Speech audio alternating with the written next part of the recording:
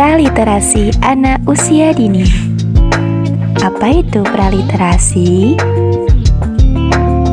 Secara umum, literasi merujuk kepada seperangkat kemampuan dan keterampilan individu dalam membaca, menulis, berbicara, menghitung. Namun, sebenarnya literasi ini tidak hanya berkaitan dengan calistung loh, tetapi mencakup seluruh kemampuan yang ada dalam diri anak itu sendiri.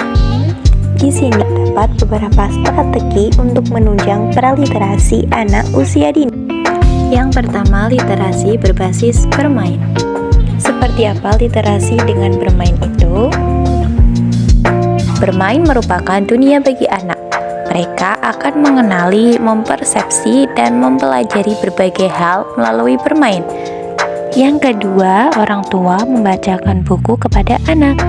Ketika orang tua sering membaca buku kepada anak, perlahan mereka akan menggemari aktivitas membaca buku tersebut.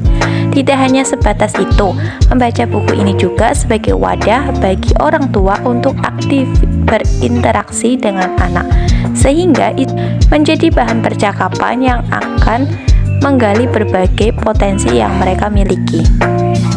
Yang ketiga, literasi dikembangkan sesuai kondisi lingkungan. Maksudnya yaitu, ketika berinteraksi dengan anak, seharusnya topik yang diangkat adalah sesuatu yang dekat dengan lingkungan. Misalnya menceritakan tentang tani apabila ada di desa. Yang keempat, hobi dan minat anak. Angkat dari hobi dan minat anak. Perhatikan minat dan anak, sediakan materi dan kegiatan untuk mendukung minat tersebut. Misalnya, anak suka melukis, maka sediakan perlengkapan melukis. Dan minat dan bakat anak tersebut, maka kita sebagai orang tua dapat melatih praliterasinya dengan hobi yang mereka jalani atau yang mereka inginkan. Yang kelima, yaitu budaya daerah. Pengembangan literasi melalui budaya daerah. Semakin sering anak mendengar bahasa daerah dan budaya-budaya lainnya, semakin menumbuhkan kesadaran fonologinya dan mengembangkan kognisinya. Mereka mampu membangun pengetahuan baru dan memahami budaya di sekitar lingkungannya. Yang terakhir yaitu umpan balik dari lingkungan. Memberikan umpan balik kepada anak.